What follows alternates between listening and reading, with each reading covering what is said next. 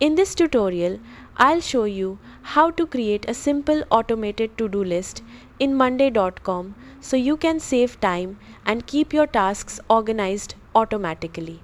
First, open your monday.com board or create a new board for your tasks. Add the basic columns you need, such as task name, status, assignee, and due date.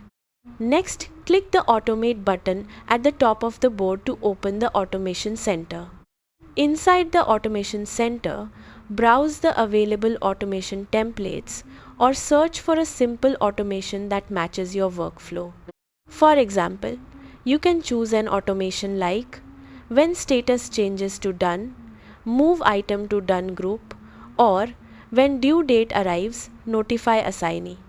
If needed, customize the trigger and action to fit your process.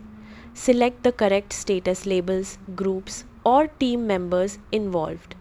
Once your automation is configured, click Add to Board to activate it. From now on, monday.com will automatically perform those actions whenever the trigger conditions are met, helping you manage your to-do list with less manual work. That's it. You've successfully created a simple automated to-do list in monday.com. Thanks for watching.